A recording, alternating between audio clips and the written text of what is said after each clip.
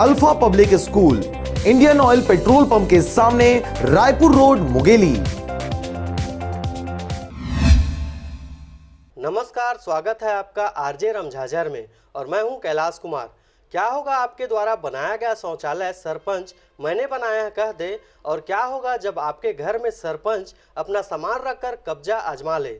वैसे तो हमने आपको अनेकों ग्राम पंचायतों की दुखद दास्तां दिखाई है और सुनाई है, जिसमें शौचालय, आवास, नल जल और सड़क नाली जैसी समस्याएं आम थीं। परंतु आज हम आपको मुंगेली जिला के छिनभोग ग्राम पंचायत के अंतर्गत आने वाले धमधा गांव की विचित्र समस्या से अवगत कराने जा रहे हैं।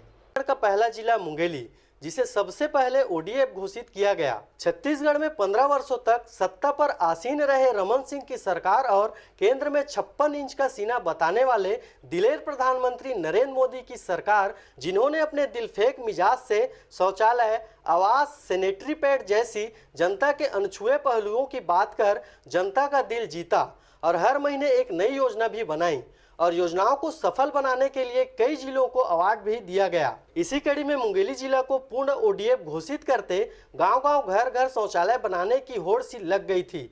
सरकार ने अपनी योजनाओं को सफल बनाने के लिए भरसक प्रयास किया, परंतु इसका सीधा फायदा जनता को न मिल जनता के हितैषी बनने वाले जनप्रतिनिधियों को भरपूर हुआ। ये अगले साल के गोदी कमाए सर मिले नहीं पैसा आज तक, और एक नाम से हम आंसू गोदियों नहीं खनी। मुंगेली के पथरिया ब्लॉक का धमधापारा गांव, जहां जनप्रतिनिधियों ने ऐसा आतंक मचा रखा है, उसको देखकर आपके पैरों तले जमीन खिसक जाएगी। इन भोले भाले ग्रामीणों को केंद्र सरकार व राज्य सरकार से काफी उम्मीदें थीं और इन्हीं उम्मीदों के सहारे उन्होंने बड़े बड़े सपने संजोए थे, परंतु इन सब के सपनों पर कहर बनकर सामने आए यहाँ के सरपंच, सचिव और प्रशासनिक कर्मचारी, जिन्होंने भोले भाले ग्रामवासियों को बहला फुसलाकर उनके शौचालय का पैसा गबन कर लिया है। गड्ढा बस खनाया है सर, मेरे को कुछ इसमें का मिला उला कुछ नहीं है, सामान ही नहीं मिला है। और शुरू से जब से आया है ना, तो नाम आया है ऐसे करके मेरे को ये ईंटा बस दे दिया, बाकी कुछ सामान उमान दिया ही नहीं। ग्रामीणों के पैसे से बनवाए अपने मेहनत की कमाई वाले शौचालय पर सरकारी ठप्पा लगाकर यहाँ के जनप्रतिनिधियों ने अपनी तिजोरी भरी है। ये तो 10 साल ज्यादा हो गए होगा। लोहा है मोर बेटा बनवाए है बड़े वाले मान लाल, मोला खड़ा नहीं कराई, पता नहीं ये काला दीवार में खींच खींच के ले गए बेटा। हाँ निकाले ही बनवा के निकाले। हाँ नहीं हो पूरा वो दिमाग नहीं दिखता। और जिनके नहीं बने थे उनको सरकारी योजना का लाभ देने का लुभावना वादा कर आधे अधूरे निर्माण करके ग्रामीणों के सुनहरे सपनों को टूटने के लिए यूं ही छोड़ दिया गया। 4-5 साल हो गए, पैसा नाम लिख के पैसा निकाल के ले गए सरपंच। क्या है बोल के पूर्ण हो गए बोल के वो सरपंच से आलिस होकर गुड्डू। इस गांव में केवल शौचालय की ही समस्या नहीं है, यह गांव पूरी तरीके से सरपंच के आगोश में संचालित है। 2017 के चालू हुआ है, बस गड्ढे बस खुदवाया है, सामान कुछ नहीं मिला है, नहीं किए हैं। सरपंच ला बोले बस तहल कुछ नहीं किए, सामान मिल जाही बस बोली तहल भाई देवे नहीं करी, उठवा के ले गए ये गिट्टी और रेती ला।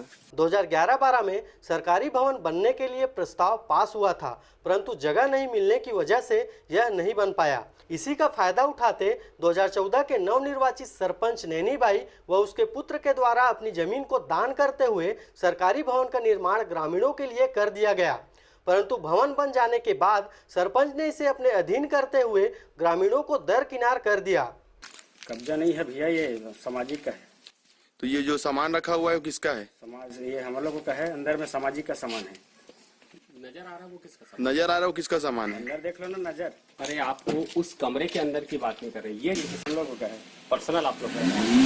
चाबी भी आपके पास, चाबी भी हम लोग के पास। मतलब जो नजर आ रहा है वो सामान इनका। हम लोग तो सरपंच है, खुद सरपंच है आप लोग?